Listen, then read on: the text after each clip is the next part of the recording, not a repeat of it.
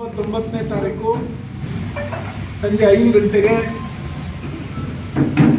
ಕಲ್ಯಾಣಘಟ್ಟನಲ್ಲಿರ್ತಕ್ಕಂಥ JDS ಭವನದಲ್ಲಿ ಬೆಂಗಳೂರು ಗ್ರಾಮಾಂತರ ಲೋಕಸಭಾ ಕ್ಷೇತ್ರದ NDA ಅಭ್ಯರ್ಥಿಗಳಾದಂಥ ಡಾಕ್ಟರ್ CN ಮಂಜುನಾಥ್ ರವರು BJP ಮತ್ತು JDS ಪಕ್ಷದ ಕಾರ್ಯಕರ್ತರುಗಳನ್ನು ಅಂದರೆ ಮಾಗಡಿ ತಾಲೂಕು ಕಸಬಾ ಹೋಬಳಿ, ಮಾಗಡಿ ತಾಲೂಕು ಮಾಡಬಾಳು ಹೋಬಳಿ ಹಾಗೂ ಮಾಗಡಿ ಪುರಸಭೆ ವ್ಯಾಪ್ತಿ 23 ವಾರ್ಡ್ಗಳ ಎರಡೂ ಪಕ್ಷದ ಕಾರ್ಯಕರ್ತರುಗಳನ್ನ ಮುಖಂಡರುಗಳನ್ನ ಇಲ್ಲಿ ಸೇರಿಸಿ ಜಂಟಿ ಸಮನ್ವಯ ಸಭೆಯನ್ನ ಮಾಡುವ ಮೂಲಕ ಮತದಾರರಲ್ಲಿ ನಮ್ಮ ಕಾರ್ಯಕರ್ತರು, ನಮ್ಮ ಮುಖಂಡರು ಯಾವ ರೀತಿ ಮತವನ್ನು ಯಾಚನೆ ಮಾಡಬೇಕು, ಚುನಾವಣೆ ಯಾವ ರೀತಿ ಮಾಡಬೇಕು, ನಮ್ಮ ವಿರೋಧಿಗಳು ನಮಗೆಲ್ಲ ಯಾವ ರೀತಿ ನಮ್ಮ ಬಗ್ಗೆ ಮಾತನಾಡ್ತಾ ಇದ್ದಾರೆ, ಅದಕ್ಕೆಲ್ಲ ತಕ್ಕ ಉತ್ತರ ಯಾವ ರೀತಿ ಕೊಡಬೇಕು ಅನ್ನುವ ವಿಚಾರದಲ್ಲಿ ಚಾಲನೆ ಕೊಡಲಿಕ್ಕೆ ನಾಳೆ ಕಾರ್ಯಕ್ರಮವನ್ನು ಏರ್ಪಾಡು ಮಾಡಿದ್ದೇವೆ. ಡಾಕ್ಟರ್ CN ಮಂಜುನಾಥ್ ರವರು NDA ಅಭ್ಯರ್ಥಿಗಳು, ಅವ್ರ ಜೊತೆ ಮಾಜಿ ಮಂತ್ರಿಗಳಾದಂಥ ಯೋಗೇಶ್ವರ್ ಅವರು, ಮುನ್ರತ್ನರವರು, ಸೌತ್ ಕ್ಷೇತ್ರದ ಬೆಂಗಳೂರು ದಕ್ಷಿಣ ಕ್ಷೇತ್ರದ ಶಾಸಕರಾದಂಥ ಕೃಷ್ಣಪ್ಪನವರು, ದೇವೇಗೌಡರು, ನಿಖಿಲ್ ಕುಮಾರಸ್ವಾಮಿಯವರು, ನಾನು, BJP ಅಭ್ಯರ್ಥಿಯಾಗಿದ್ದಂಥ ಪ್ರಸಾದ್ ಗೌಡರು, ಅದೇ ರೀತಿ ನಮ್ಮ ಉಪಮುಖ್ಯಮಂತ್ರಿಗಳಾದಂಥ ಡಾಕ್ಟರ್ CN ಅಶ್ವತ್ಥನಾರಾಯಣರವರು ಮತ್ತು ಹಲವಾರು ಮುಖಂಡರುಗಳು ನಾವೆಲ್ಲ ಸೇರಿ, ಕುಣಿಗಲ್ನ ನಾಗರಾಜ್ ಅವರು ಬರ್ತಾರೆ, ಕೃಷ್ಣಕುಮಾರ್ ಅವರು ಬರ್ತಾ ಇದ್ದಾರೆ, ನಾವೆಲ್ಲ ಸೇರಿ ಇಲ್ಲಿ ಈ ಕಾರ್ಯಕ್ರಮವನ್ನು ಯಶಸ್ವಿ ಮಾಡಬೇಕು ಅಂತೇಳಿ ಇವತ್ತು ನಾನು ನಮ್ಮ ಪುರಸಭೆಯ ಮಾಜಿ ಅಧ್ಯಕ್ಷರು ಮತ್ತು ಸದಸ್ಯರನ್ನು, ಹಾಲಿ ಅಧ್ಯಕ್ಷರು ಮತ್ತು ಸದಸ್ಯರನ್ನು, ಸೋತಿರುವಂಥ ನಮ್ಮ ಅಭ್ಯರ್ಥಿಗಳನ್ನು, ಮುಖಂಡರುಗಳನ್ನು, ಯುವ ಮುಖಂಡರುಗಳನ್ನು, ಮಹಿಳಾ ಮುಖಂಡರುಗಳನ್ನು ಇವತ್ತೆಲ್ಲ ಕರೆದು ಅವರಿಗೆ ಪೂರ್ವಭಾವಿಯಾಗಿ ಯಾವ ರೀತಿ ನಾವು ಕಾರ್ಯಕ್ರಮ ಮಾಡಬೇಕು ಅಂತ ಕೂಡ ತಿಳಿಸ್ತಾ ಇದ್ದೇವೆ. ನಾಳೆ ತಾವೆಲ್ಲ ಬಂದು ನಮ್ಮ ಕಾರ್ಯಕ್ರಮದಲ್ಲಿ ಭಾಗವಹಿಸಿ ನಮ್ಮ ಕಾರ್ಯಕ್ರಮದ ಸಂಪೂರ್ಣ ಪ್ರಚಾರವನ್ನು ತಮ್ಮ ಮೂಲಕ ಕೊಡಿಸ್ಬೇಕು ಅಂತೇಳಿ ಈ ಮೂಲಕ ವಿನಂತಿ ಮಾಡ್ತೇನೆ. ಅದೇ ರೀತಿ ಕುದೂರು ಮತ್ತು ತಿಪ್ಸಂದ್ರ ಮುಂದಿನ ವಾರ ಮಾಡುವಂಥ ಸಭೆಯನ್ನು ಮಾಡುವಂಥ ತೀರ್ಮಾನ ತಂದಿದ್ದೇವೆ.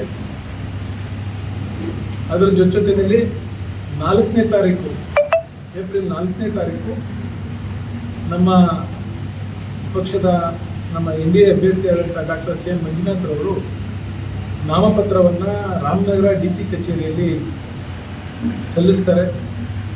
ಆಗಲೂ ಕೂಡ ಇಡೀ ಕ್ಷೇತ್ರದ ಎಲ್ಲ ಮಹಾಜನತೆ ಬಂದು ಅವರಿಗೆ ಆಶೀರ್ವಾದ ಮಾಡಬೇಕು ಅಂತ ತಮ್ಮ ಮೂಲಕ ವಿನಂತಿ ಮಾಡ್ತೀವಿ. ಪ್ರಶ್ನೆ ನಾಳೆ ಅಭ್ಯರ್ಥಿ ಬರ್ತಾರೆ ಸರ್? ನಾಳೆ ಬರ್ತಾರೆ ಅಭ್ಯರ್ಥಿ, ಎಲ್ಲರೂ ನಾವೆಲ್ಲ ಜೊತೆಲಿ ಬರ್ತಾರೆ. 5 ಗಂಟೆಗೆ ಫಸ್ಟು ರಂಗನಾಥ ಸ್ವಾಮಿ ದೇವಸ್ಥಾನದಲ್ಲಿ ಪೂಜೆ ಮುಗಿಸಿ ಆಮೇಲೆ ವೇದಿಕೆಗೆ ಇಲ್ಲೇ ವೇದಿಕೆ, ಇಲ್ಲೇ ವೇದಿಕೆ ಆಫೀಸ್ ಹಿಂದೆಗಡೆ ಇಲ್ಲೇ ಸಭೆ ಮಾಡ್ತೀವಿ. ನಮ್ಮ ಅಭ್ಯರ್ಥಿ ಈ ದೇಶದ ಅಭ್ಯರ್ಥಿ, ನಮ್ಮ ಅಭ್ಯರ್ಥಿ ಪ್ರಧಾನಮಂತ್ರಿ ಅಭ್ಯರ್ಥಿ, ಪ್ರಧಾನಮಂತ್ರಿಗಳು ಸೂಚಿರ್ತಕ್ಕಂಥ ಲೋಕಸಭಾ ಕ್ಷೇತ್ರದ ಅಭ್ಯರ್ಥಿ. ನಮ್ಮ ಅಭ್ಯರ್ಥಿ ದಕ್ಷರಿದ್ದಾರೆ, ಆಡಳಿತದಲ್ಲಿ ಪಾರದರ್ಶಕವಾಗಿದ್ದಾರೆ. ಅವರು ಯಾವುದೇ ವಿಚಾರವನ್ನು ತೆಗೆದುಕೊಂಡ್ರೆ ಒಂದು ದೂರದೃಷ್ಟಿ ಇಟ್ಕೊಂಡು ಕೆಲಸ ಮಾಡಿರ್ತಕ್ಕಂಥ, ಸತತವಾಗಿ ಅವರಿಗೆ ವೈದ್ಯಕೀಯ ಕ್ಷೇತ್ರದಲ್ಲಿ 35 ವರ್ಷಗಳ ಅನುಭವ ಇದೆ. ಅದೇ ರೀತಿ ಅವರಿಗೆ ರಾಜಕೀಯ ಹಿನ್ನೆಲೆ ಕೂಡ ಇದೆ. ಅವರು ಈ ದೇಶದ ಮಾಜಿ ಪ್ರಧಾನಮಂತ್ರಿಗಳಾದಂಥ ದೇವೇಗೌಡರ ಅಡಿಮೈಯವರು, ಈ ರಾಜ್ಯದ ಮುಖ್ಯಮಂತ್ರಿಗಳಾಗಿದ್ದಂಥ ಕುಮಾರಸ್ವಾಮಿ ಅವರ ಸಹೋದರಿಯ ಪತಿಯವರು, ಅವ್ರಿಗೆ ಈ ಕ್ಷೇತ್ರದಲ್ಲಿ ಚುನಾವಣೆಗೆ ನಿಲ್ಲುವಂಥ ಸಂಪೂರ್ಣ ಹಕ್ಕಿದೆ. ನಮ್ಮ ಈ ಕ್ಷೇತ್ರದಲ್ಲಿ ಮತಯಾಚನೆ ಮಾಡುವಂಥ ಸಂಪೂರ್ಣ ಹಕ್ಕಿದೆ. ಅವರು ಗೆದ್ದು ಈ ಕ್ಷೇತ್ರವನ್ನು ಮುನ್ನಡೆಸುವಂಥ ಸಂಪೂರ್ಣ ಹಕ್ಕು ನಮ್ಮ ಅಭ್ಯರ್ಥಿಗೆ ಇದೆ. ಕ್ಷೇತ್ರ ಪರಿಚಯ ಆಗಕ್ಕೆ 10 ವರ್ಷ ಬೇಕು ಅಂತ ಎಲ್ಲರೂ ಚುನಾವಣೆಗೆ ನಿಂತ್ಕೋಬೇಕಾದ್ರೆ ಹೊಸಬರೇ. ಡಿ.ಕೆ. ಸುರೇಶ್ ಅವರು ಕೂಡ ಅವತ್ತು ಹೊಸಬರೇ, ಅವರೇ ನಿಂತು ಸೋತ್ಕೊಟ್ಟು ಬಂದು ನಿಂತ್ಕೊಳ್ಳಿಲ್ಲ. ಎಲ್ಲರೂ ಇವತ್ತೇನು ಕಾಂಗ್ರೆಸ್ ಪಕ್ಷದಲ್ಲಿ ಯಾರ್ಯಾರು ಇವತ್ತು ಅಭ್ಯರ್ಥಿಗಳಾಗಿದ್ದಾರೆ ಎಲ್ರಿಗೂ ಕ್ಷೇತ್ರ ಹೊಸದೇ. ನಿಂತಿದ್ದವರೇ ನಿಲ್ಬೇಕು ಅಂತ ಏನು ಈ ದೇಶದಲ್ಲಿ ಕಾನೂನಿಲ್ಲ. 94ರಲ್ಲಿ ಬಾಲಕೃಷ್ಣ ಅವರು ಇಲ್ಲಿ MLA ಎಲೆಕ್ಷನ್ ನಿಂತ್ಕೊಂಡ್ರಲ್ಲ, ಅವತ್ತು ಅವರು ಹೊಸಬರೇ. ಕ್ಷೇತ್ರ ಪರಿಚಯ ಆಗ್ತದೆ, ಅನುಭವ ಇದೆ. ಕ್ಷೇತ್ರನ ಹೆಂಗೆ ಪರಿಚಯ ಮಾಡ್ಕೋಬೇಕು ಅಂತಿದ್ರೆ ನಾವು ಈಗ ಪರಿಚಯ ಮಾಡಿಸ್ತಾ ಇದ್ವಿ. ಎಲ್ಲೆಲ್ಲಿ ಈ ಕ್ಷೇತ್ರದಲ್ಲಿ ಏನೇನು ಕೆಲಸ ಮಾಡಬೇಕು ಅಂತ ಮಾಡಿದ್ದಾರೆ. ಹಿಂದೆ ಅವ್ರ ಮಾವರು 94ರಲ್ಲಿ ರಾಮನಗರ ವಿಧಾನಸಭಾ ಕ್ಷೇತ್ರಕ್ಕೆ ಬಂದರು. ಅವತ್ತು ಅವ್ರು ಹೊಸಬರೇನೆ.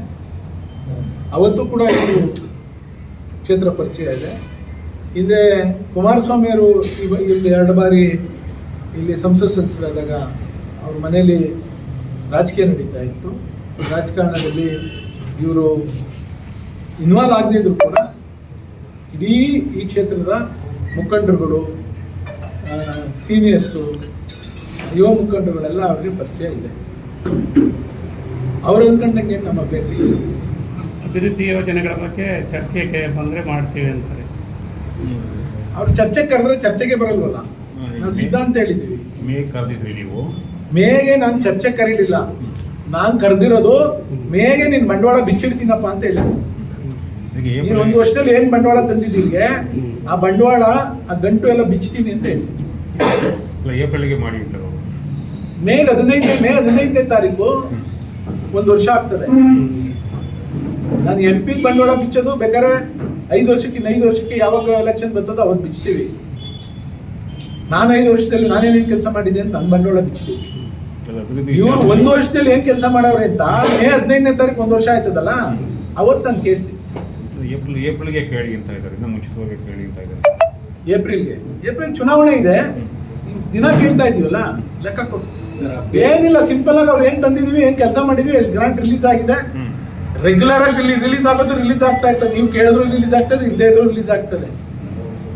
ಅಂಗನವಾಡಿಗೆ ಬರುವಂಥದ್ದು, ಅಂಗನವಾಡಿ ಕಟ್ಟಡಕ್ಕೆ ಬರುವಂಥದ್ದು, ಶಾಲೆ ಕಟ್ಟಡಕ್ಕೆ ಬರುವಂಥದ್ದು, ಆಸ್ಪತ್ರೆಗೆ ಬರುವಂಥದ್ದು, ರೆಗ್ಯುಲರ್ ಗ್ರಾಂಟ್ಸ್ ಬರುತ್ತೆ. ಇದು ವಿಶೇಷವಾಗಿ ಮಾಗಡಿ ತಾಲೂಕೆ ಎಷ್ಟು ಸಾವಿರ ಕೋಟಿ ತಂದಿದ್ದೀರಪ್ಪ ಅಂತ ಕೇಳ್ತೀನಲ್ಲ, ಅವತ್ತು ಉತ್ತರ ಕೊಡಿ. ಸರ್, ಅಭ್ಯರ್ಥಿಗಳು ಡಿ.ಕೆ. ಸುರೇಶ್ ಅವರು ಬರ್ತಾರೆ, ಅಭ್ಯರ್ಥಿಗಳು ಬರಲಿ, ಕ್ಷೇತ್ರದ ಅಭಿವೃದ್ಧಿ ಬಗ್ಗೆ ಚರ್ಚೆ ಆಗಲಿ, ಅವಾಗ ಮತದಾರರು ತೀರ್ಮಾನ ಮಾಡ್ತಾರೆ, ಒಂದು ವೇದಿಕೆ ಸಿದ್ಧಪಡಿಸಿ ಅಂತ ಬಾಲಕೃಷ್ಣ ಅವರು. ನೋಡ್ರಿ, ಅವ್ರ ಬಾಯಿ ಬಳಂಗಿಗೆಲ್ಲ ನಮ್ಮ ಹತ್ರ ಉತ್ತರ ಇಲ್ಲ. ನಾವು ಬೇರೆ ರೀತಿ ಮಾತಾಡ್ಬೇಕಾಯ್ತದೆ. ನಮ್ಮ ಅಭ್ಯರ್ಥಿ ಏನ್ರಿ ಇವಾಗ ಬಂದು ನನ್ನ ಅಭ್ಯರ್ಥಿ ನಂಗೆ ಓಟ್ ಹಾಕಿ ಅಂತ ಕೇಳಕ್ ಬಂದವ್ರೆ. ಅವ್ರೇನು ಇಲ್ಲಿ ಗೆದ್ದಿದ್ರಾ? ಮುಂದೆ ಗೆಲ್ತಾರೆ. ಗೆದ್ದ ಮೇಲೆ ಇವ್ರು ಕರೀಲಿ, ನೀವೇನ್ ಮಾಡಿದ್ದೀರಿ ಅಂತ. ಅಭ್ಯರ್ಥಿ ಕ್ಷೇತ್ರಕ್ಕಲ್ಲ, ಈ ದೇಶಕ್ಕೆ ಮಾಡಕ್ ಬಂದಿರೋದು. ನಿಮ್ಮ ಅಭ್ಯರ್ಥಿ ಗೆದ್ದು 3 ಸರಿ ಏನ್ ಮಾಡವ್ರೆ? ಅವೆಲ್ಲ ಅಡ್ಕ್ಲಾಸು ಇದು ವಾಟರ್ ಫಿಲ್ಟರ್ಗಳು ಹಾಕಿದ್ರು. ಇಲ್ಲಿ ಬಂದು ಭಾಷಣ ಮಾಡ್ತಿದ್ರಲ್ಲ, ನಾನು ವಾಟರ್ ಫಿಲ್ಟರ್, ನಾನು ಇಡೀ ರಾಜ್ಯದಲ್ಲಿ ಯಾರು ಮಾಡ್ತಿರಂತ. ಎಲ್ಲ ವಾಟರ್ ಫಿಲ್ಟರ್ಗಳು ಕಾಲೇಜ್ ಕೊಡೋ ನಿಮ್ಗೆ ಗೊತ್ತಲ್ವಾ ಯಾವ ಕೆಲಸ ಮಾಡ್ತಾ ಇದ್ದವು? ನಾವು ಪುರುಷಬೇರಿಗೆಲ್ಲ ಹೇಳಿ ರಿಪೇರಿ ಮಾಡಿಸಿ ಕೊನೆಗೆ ಮಕ್ಕೋಗಿದ್ವೆಲ್ಲ. ಇದ್ಯಾವುದೋ ಚೈನಾ ಸೆಟ್ ತಂದು ಹಾಕಿದ್ರು, ಹೋಗಿರ್ವಿ, ಇದ್ಯಾವ ರಿಪೇರಿ ಮಾಡ್ತಾರೆ ಅಂತ. ಏನ್ರಿ ಮಾಡವ್ರೆ?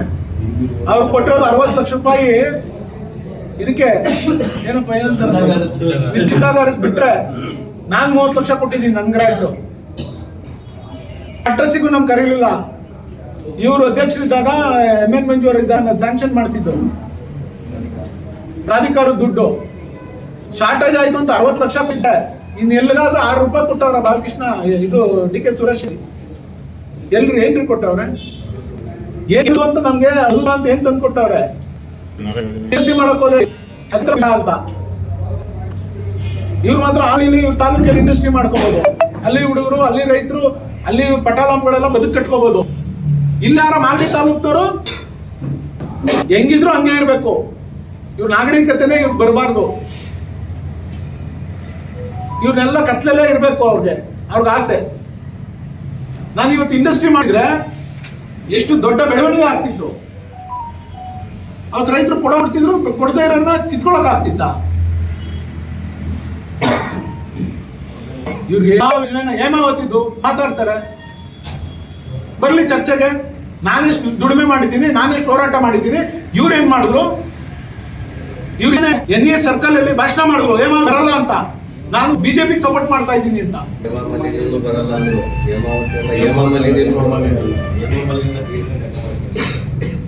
ಸ್ವತಃ MP ಭಾಷಣ ಮಾಡಿದ್ರೆ ಹೇಮಾವತಿ ಇವ್ರ ಕನಸು ಇವತ್ತು ಎಕ್ಸ್ಪ್ರೆಸ್ ಕೆನಲ್ ತರಕ್ಕಿಂತ ಹೊಟ್ಟವ್ರೆ. ದುಡ್ಡು ನನಗೇನು ಗೊತ್ತಿಲ್ವಾ? ನೀರು ಬರಲ್ಲ ಅಂತ ನಾನು ಕೆಲಸ ಮಾಡ್ತಿಲ್ವಾ?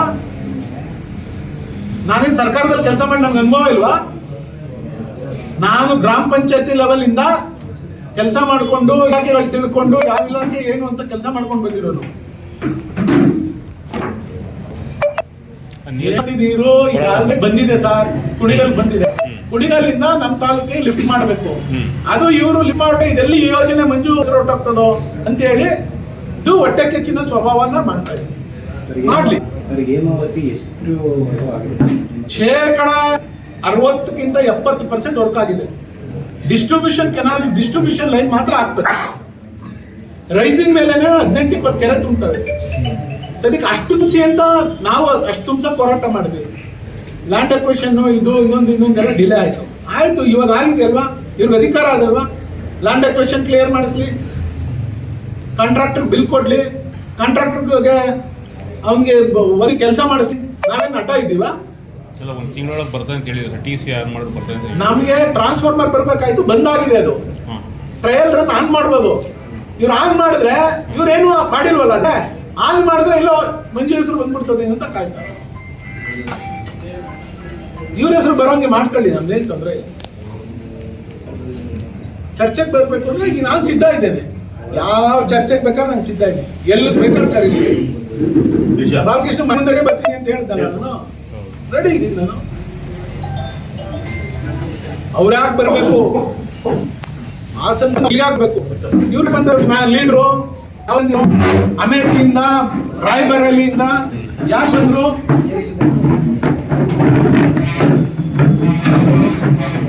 ಯಾಕೆ ಬಂದ್ರು ಸರ್ ವಯನಾಡಿಗೆ? ಇದನ್ನ ಕೇಳಲ್ವಾ? ಎಲ್ಲ ಕುಟುಂಬ ರಾಜಕಾರಣ ಅಂತ. ಇವ್ರು ಯಾರು ಕೊಟ್ಟವ್ರು? ಇವತ್ತು ಕಾಂಗ್ರೆಸ್ನವರು 14 ಸೀಟ್ ಕೊಟ್ರಲ್ಲ. ಈಗ 15. ನಿನ್ನೆ ಮುನಿಯಪ್ಪನ ಅಳಿಯನ್ ಕೊಟ್ಟಿರೋದು 15. ರಕ್ಷಾರಾಮಯ್ಯನ್ ಕೊಟ್ಟು 16 ಸೀಟು. ಸೀತಾರಾಮ ಅವ್ರ ಮಗ ರಕ್ಷಾರಾಮಯ್ಯ, ಮುನಿಯಪ್ಪನ ಅಳಿಯ ಬಸವಪ್ಪನೇನೋ ಇಲ್ಲ. ಅದೇನೋ ಅವ್ರ ಕಾನ್ಸ್ಟಿಟ್ಯೂನ್ಸಿ ನನ್ಗೆ ಗೊತ್ತಿಲ್ಲ ಸರ್. ಇವ್ರು ಬರಲ್ಲ. ಇವ್ರ ಯೋಗ್ಯತೆ ಏನು? DK ಶಿವಕುಮಾರ್ MLA ಆಗ್ಬೇಕು, ಮನೆ ಬೇಕು, ಅವ್ರ ತಮ್ಮ ಬೇಕು, MLC ಆಗ್ಬೇಕು, ಇನ್ನೊಬ್ಬ ಜಿಲ್ಲಾ ಪಂಚಾಯತ್ ಅಧ್ಯಕ್ಷ ಆಗ್ಬೇಕು, ಇನ್ನೊಬ್ಬ ಕನಕಪುರದ ಪ್ರಾಧಿಕಾರದ ಅಧ್ಯಕ್ಷ ಆಗ್ಬೇಕು, ಕುಣಿಗಲ್ ಶೆಟ್ಕರು ಇದರಲ್ಲಿ MLA ಆಗ್ಬೇಕು. ಇವ್ರದ್ ಕುಟುಂಬ ಅಲ್ವಾ? ಇವ್ರದ್ ಏನಂತ ಕರೀತಾರೆ? ಇದು ಮಹಾರಾಜರ ವಂಶ. ಅವ್ರು ಬೇರೆ ಯಾರು ಎಷ್ಟು ಬೇಕಾದ್ರೂ ಆಗ್ಬೋದು. ಒಬ್ಬ ದೇವೇಗೌಡರು ಮಾತ್ರ, ಅವ್ರ ಮಕ್ಕಳು ಮಾತ್ರ ಆಗ್ಬಾರ್ದು. ನನಗೆ ಭಾಷಣ ಅಂತ ಹೇಳೋರಲ್ಲ. ಕುಮಾರಸ್ವಾಮಿನ ಅವರೇ ಗೆಲ್ಸ್ಬಿಟ್ಟವ್ರು. ಬಾಲಕೃಷ್ಣನೇ ಅಲ್ಲಿ ಗೆದ್ದಾಯ್ತು, ಟಿಕೆಟ್ಗೆ ಸೀಟ್ಗೆ ಯಾರಪ್ಪ ಅಂತ ಅವ್ರ ಭಾಷೆದಲ್ಲಿ ಹೇಳವ್ರೆ. ನಿಖಿಲೋ ಯೋಗೇಶ್ವರ್ ಅಂತ ಹೇಳಿದ್ಮೇಲೆ ಕುಮಾರ್ ಅಲ್ಲಿ ಗೆದ್ದಾಯ್ತು ಅಂತ ತಾನೆ ಅವ್ರ ಅಭ್ಯರ್ಥಿ ಸೋತಾಯ್ತು ಅಂತ ಒಪ್ಕೊಂಡವ್ರಲ್ಲ ಅವ್ರೇನೆ. ಹೌದಲ್ವ ಸರ್? ಕಿಲ್ಗೆ ಜಾಗ ಮಾಡ್ಕೊಡ್ಬೇಕು, ಯೋಗೇಶ್ವರ್ಗೆ ಜಾಗ ಮಾಡ್ಕೊಡ್ಬೇಕು ಅಂದ್ರೆ ಅದ ಅರ್ಥ ಅದೇ ತಾನೆ. ಎಲ್ಲಿ ಟಿಕೆಟ್ ತಪ್ಪೋಗುತ್ತೆ ಕಾಂಗ್ರೆಸ್. ಯೋಗೇಶ್ವರ್ ಕಾಂಗ್ರೆಸ್ ಅಲ್ಲೂ ಇದ್ರು. ಯೋಗೇಶ್ವರ್ ಕಾಂಗ್ರೆಸ್ ಅಲ್ಲಿ ಇದ್ರು, ನಾನ್ ಕಾಂಗ್ರೆಸ್ ಅಲ್ಲಿ ಇದ್ದೆ. ನಾವೆಲ್ಲ ದುಡ್ದಿದ್ದೋ, ಇವ್ರ ಮನೇಲಿ ಕೂತಿರೋರು ಕರ್ಕೊಬಂದು MP ಮಾಡಿದ್ದೋ, ಇವ್ರ ಮನೇಲಿ ಕೂತಿರೋರು ಕರ್ಕೊಬಂದು MLC ಮಾಡಿದ್ದೀವಿ. ಸ್ವತಃ ನಾವು ಬಂಡವಾಳಗಳು ಹಾಕಿದ್ದೀವಿ. ನಮ್ಮನೆ ಬಂಡವಾಳದಿಂದ ಇವ್ರನ್ನ ಎಲೆಕ್ಷನ್ ಮಾಡಿಸಿದ್ದೀವಿ. ನಮ್ಗೇನು ಅವ್ರದ್ದು ಯಾವ 10 ರೂಪಾಯಿ ನಾವೆಲ್ಲ ನಮ್ಮ ದುಡಿಮೆ, ನಮ್ಮ ಶ್ರಮ, ನಾವು ಕಷ್ಟಪಟ್ಟು ಅವ್ರನ್ನ ಲೀಡರ್ ಮಾಡಿ, ನಮ್ನ ಯಾರನ್ನೂ ಲೀಡರ್ ಮಾಡಲಿಲ್ಲ ಅವರು. ಎಲೆಕ್ಷನ್ ಹೇಗೆ ಮಾಡ್ತಾರೆ? ಇಲ್ಲ, ಕುಮಾರಸ್ವಾಮಿ ಇಲ್ಲಿ ಇದು ಬೆಂಗಳೂರು ಗ್ರಾಮಾಂತರ ಕಂಟೆಸ್ಟ್ ಮಾಡಬೇಕು ಅಂತ ಸರ್, ಬೆಂಗಳೂರು ಗ್ರಾಮಾಂತರದಲ್ಲಿ ಅವರು ಕರ್ಮಭೂಮಿ ಅಂತ. ಬೆಂಗಳೂರು ಗ್ರಾಮಾಂತರದಲ್ಲಿ ಕುಮಾರಸ್ವಾಮಿ ಅವರು ಮಂಡ್ಯದಲ್ಲಿ ನಿಲ್ಲುವಂಥದ್ದು ಕೂಡ ಇರಲಿಲ್ಲ. ಈಗ ಮಂಡ್ಯದಲ್ಲಿ ಅವರು ರಾಜ್ಯ ರಾಜಕಾರಣದಲ್ಲೇ ಇರಬೇಕು ಅಂತಿದ್ರು. ಮಂಡ್ಯದಲ್ಲಿ ಇವೆಲ್ಲ ಗೊಂದಲ ಆದಾಗ ಒಂದು ಕಡೆ ಹಾಲಿ ಸಂಸತ್ ಸದಸ್ಯರು, ಒಂದು ಕಡೆ ಮಾಜಿ ಸಂಸತ್ ಸದಸ್ಯರು, ಒಂದು ಕಡೆ ಮಾಜಿ ಶಾಸಕರುಗಳು, ಎಲ್ಲ ಕಡೆ ನಮ್ಮ BJP ಮತ್ತು JDSನಲ್ಲಿ ಗೊಂದಲ ಸೃಷ್ಟಿಯಾದಾಗ ಈ ಗೊಂದಲಕ್ಕೆಲ್ಲ, ಈ ನಿವಾರಣೆಗೆಲ್ಲ ಒಂದು ರಿಸಲ್ಟ್ ಬೇಕು. ಈ ರಿಸಲ್ಟ್ಗೆ ಕುಮಾರಸ್ವಾಮಿ ಅವರು ಬೇಕು ಅಂತ ದೆಹಲಿ ವರಿಷ್ಠರು, ಸ್ವತಃ ಪ್ರಧಾನಮಂತ್ರಿಗಳು, ನಡ್ಡಾ ಅವರು, ಅಮಿತ್ ಶಾ ಅವರು ಇಲ್ಲ ನೀವೇ ಕಂಟೆಸ್ಟ್ ಮಾಡಬೇಕು ಅಂತೇಳಿ ಆದೇಶ ಬಂದ ಹಿನ್ನೆಲೆಯಲ್ಲಿ ಅವ್ರು ಕಂಟೆಸ್ಟ್ ಮಾಡಿದ್ದಾರೆ. ಗೆಲ್ತಾರಲ್ಲಿ ದೇವೇಗೌಡರು ಏನಾದ್ರು ಪ್ರಚಾರಕ್ಕೆ, ರಾಜಕಾರಣಕ್ಕ ಬೆಂಗಳೂರು ಗ್ರಾಮಾಂತರ ಕ್ಷೇತ್ರ ಎಲ್ಲ ಕಡೆ 28 ಕ್ಷೇತ್ರ ಓಡಾಡ್ತಾರೆ. ಅವರು ಆರೋಗ್ಯ ಆಗಿದ್ದಾರೆ. ಅವರೆಲ್ಲ ರೀತಿ ಚಟುವಟಿಕೆಗಳಲ್ಲಿ ಬಿಜೆಪಿ ಸ್ಟಾರ್ ಆಮೇಲೆ BJP ಸ್ಟಾರ್ ಕ್ಯಾಂಪೇನ್ ಪಟ್ಟಿದ್ದಲ್ಲಿ ದೇವೇಗೌಡರು ಹೋಗಿದ್ದಾರೆ. ಇಲ್ಲಿಗೂ ಒಂದು ಟೈಮ್ ಬರ್ತದೆ ಸರ್. ಬರ್ತಾರೆ, ಖಂಡಿತ ಎಲ್ಲ ಕ್ಷೇತ್ರಕ್ಕೂ ಬರ್ತಾರೆ.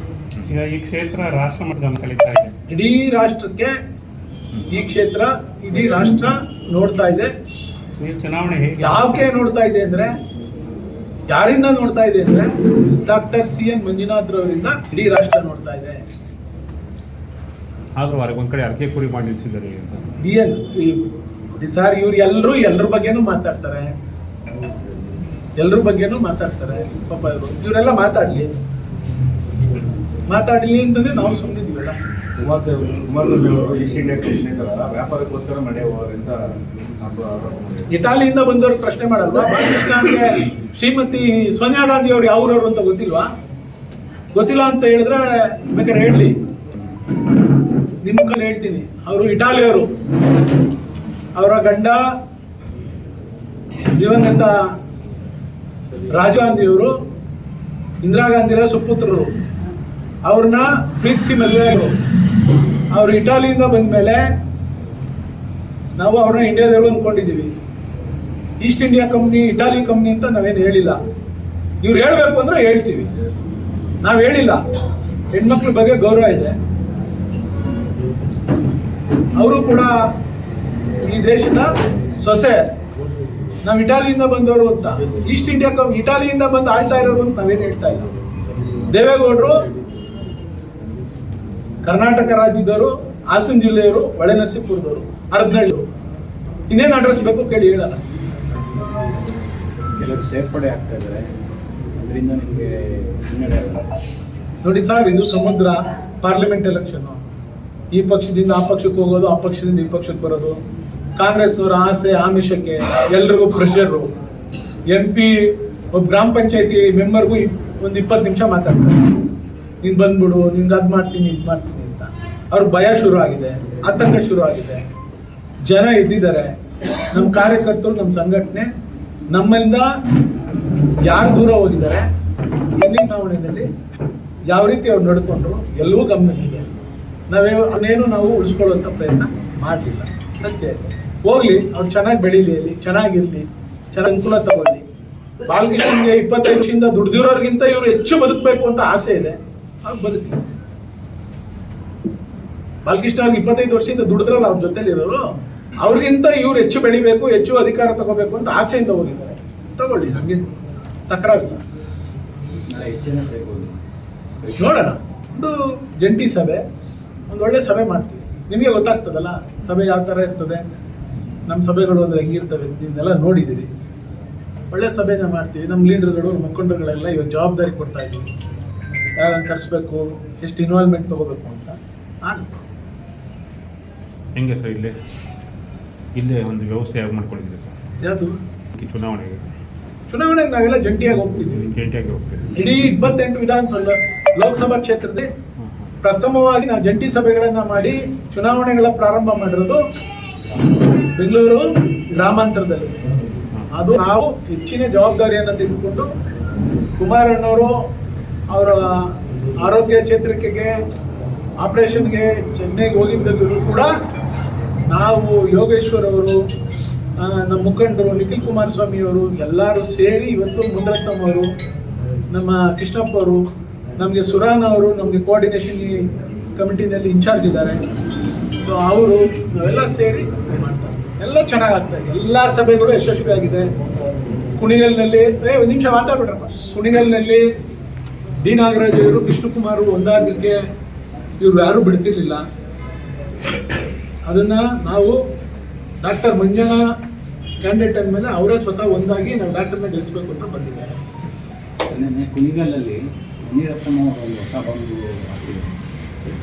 MP ಎಲೆಕ್ಷನ್ ಆದ್ಮೇಲಿಂದ ನಾನು ಸಿ ಟಿ ಯೋಗೇಶ್ವರ ಮಂತ್ರಿ ಆಗ್ತೀವಿ ಅಂತ ಸರ್ಕಾರ ಬೀಳುತ್ತೆ. ನೋಡಬೇಕು ಅವರ ಏನು ಚಿಂತನೆಗಳು ಹೀಗೆ ಅಂತ. ನಾವ್ಯಾರು ಬೆಳೆಸಂಗಿಲ್ಲ, ಕಾಂಗ್ರೆಸ್ನವರೇ ಗೋವಿಂದ ಎಲ್ಲ ಆಯಾಮ ತಯಾರಿಗಳು ಮಾಡಬೇಕು. ಬದಲಾವಣೆ ಅವರೇ ಬರ್ತಾರಲ್ಲ. ಚುನಾವಣೆ ಆದ್ಮೇಲೆ ಅವರೇ ಮಾತಾಡ್ತಾವ್ರ. ವಾಸು ಅವ್ರು ಮಾತಾಡಿದ್ರು ನೋಡಿಲ್ಲ ನೀವು? ವಾಸು ಅವ್ರು ಏನಂತ ಹೇಳಿದ್ದಾರೆ? ಬದಲಾವಣೆ ಮಾಡಬೇಕು ಅಂತ. ಬದಲಾವಣೆ ಮಾಡಬೇಕು ಅಂತ ಹೇಳಿದ್ದೇನೋ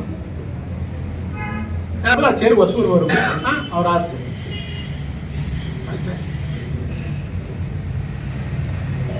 ಆಸೆ ಇಮ್ಮಡಿ ಆದ್ರೆ ಇವೆಲ್ಲೂ ಕೂಡ ಆಯ್ತದೆ, ಸಾಧ್ಯತೆಗಳು ಹೆಚ್ಚು. ಬಟ್ ಇಲ್ಲಿ ಹೇಗೆ ಲೀಡ್ ಯಾಕೆ ಕೊಡ್ತೀವಿ ಸರ್? ಇಲ್ಲಿ ಲೀಡ್ ಕೊಡ್ತೀವಿ ಸರ್. ನಾನೊಬ್ಬನ ಕೈಲಿ ಇದೆಯಾ ಸರ್? ಇಡೀ ಕ್ಷೇತ್ರದ ಮಹಾ ಜನತೆ ವಿನಂತಿ ಮಾಡ್ತಾ ಇದ್ವಿ. ಡಾಕ್ಟ್ರು ಒಳ್ಳೆಯವರಿದ್ದಾರೆ, ಈ ದೇಶಕ್ಕೆ ಆಸ್ತಿ ಆಗ್ತಾರೆ. ಈ ದೇಶದಲ್ಲಿ ವೈದ್ಯಕೀಯ ಕ್ಷೇತ್ರದ ಜವಾಬ್ದಾರಿಯನ್ನು ಪ್ರಧಾನಮಂತ್ರಿಗಳು ನಿಮ್ಗೆ ಕೊಡ್ತೀವಿ ಅಂತ ಅವ್ರಿಗೆ ಭರವಸೆ ಕೊಟ್ಟಿದ್ದಾರೆ. ಅಂದರೆ ವೈದ್ಯಕೀಯ ಸಚಿವರಾಗಿ ಈ ದೇಶಕ್ಕೆ ಅವ್ರನ್ನ ಮಾಡ್ತಾರೆ. ದೇಶದ ಉದ್ದಗಲಕ್ಕೂ ಇರ್ತಂಥ ಆರೋಗ್ಯ ಸಮಸ್ಯೆಯನ್ನು, ಈ ದೇಶದ ಭವಿಷ್ಯನ, ದೇಶದ ಮಕ್ಕಳ ಭವಿಷ್ಯನ ಅವರು ಸರಿಪಡಿಸೋದ್ರಲ್ಲಿ ಮುಂಚೂಣಿಯಲ್ಲಿ ಇರ್ತಾರೆ. ಸೊ ಜನ ತೀರ್ಮಾನ ಮಾಡಿದ್ದಾರೆ, ಜನ ವೋಟ್ ಹಾಕಬೇಕು ಅಂತ ತೀರ್ಮಾನ ಮಾಡಿದ್ದಾರೆ. ಒಂದು ಭಾಗ BJP ಮೋದಿಯವರು ಅಂತೇಳಿ ಒಂದು ಭಾಗ ಆದರೆ, ಒಂದು ಭಾಗ ಒಳ್ಳೆ ಡಾಕ್ಟ್ರು, ಒಳ್ಳೆ ಕೆಲಸಗಾರರು, ಅವ್ರಿಗೆ ಮತ ನೀಡಬೇಕು ಅಂತ ಜನ ಮತದಾರರು ಯೋಚನೆ ಮಾಡ್ತಾರೆ. DK ಸುರೇಶ್ ಅವ್ರಿಗೆ ವೋಟ್ ಹಾಕಿದ್ರೆ DK ಸುರೇಶ್ ಅವ್ರು ಏನಾಯ್ತಾರೆ? ಡಾಕ್ಟರ್ CN ಮಂಜುನಾಥ್ ಅವ್ರಿಗೆ ವೋಟ್ ಹಾಕಿದ್ರೆ ಡಾಕ್ಟರ್ CN ಮಂಜುನಾಥ್ ಗೆದ್ರೆ ಏನಾಗ್ತಾರೆ? ಯಾವ ಸರ್ಕಾರ ಬರ್ತದೆ? ಆಡಳಿತ ಸರ್ಕಾರ ಇದ್ರೆ ಮಾತ್ರ ಅಭಿವೃದ್ಧಿ ಸಾಧ್ಯ ಅಂತ ಹೇಳ್ತಿದ್ದ ನಮ್ಮ ಬಾಲಣ್ಣವರ ವಾದ ಇವತ್ತು ಫಲಪ್ರದ ಆಗ್ತದೆ. ಅವ್ರಿಗೆ ತಾನೇ ಹೇಳ್ತಿದ್ವಿ, ಆಡಳಿತ ಪಕ್ಷ ಇರಬೇಕು, ಆಡಳಿತ ಪಕ್ಷ ಇದ್ರೆ ಮಾತ್ರ ಕೆಲಸ ಮಾಡಕ್ಕೆ ಸಾಧ್ಯ. ಯಾಕೆ DK ಸುರೇಶ್ ಅವ್ರಿಗೆ ವೋಟ್ ಹಾಕ್ಸ್ತಾ ಇದ್ದೀರಿ? ಅಲ್ಲೊಂದು 34-35 ಜನನ ಗೆಲ್ತಾರೆ ಈ ದೇಶದಲ್ಲಿ ಕಾಂಗ್ರೆಸ್ MP ಗಳು. ಅವ್ರಿಗೆ ವಿರೋಧ ಪಕ್ಷ ಸ್ಥಾನನೂ ಸಿಗೋದಿಲ್ಲ. 54 ಜನ 55 ಜನನು ಗೆಲ್ಲಬೇಕು. ಯಾಕೆ? ವ್ಯರ್ಥ ಅಲ್ವೇ? ಆಡಳಿತ ಪಕ್ಷ ಇರ್ತಕ್ಕಂಥ, ಆಡಳಿತ ಪಕ್ಷ ಬರುವಂತ ಪಕ್ಷಕ್ಕೆ ನೀವು ಓಟ್ ಹಾಕ್ಸಿಸಿ. ಅವರೆಲ್ವಾ ಸರ್ ಹೇಳ್ತಿದ್ದು? Thank you sir.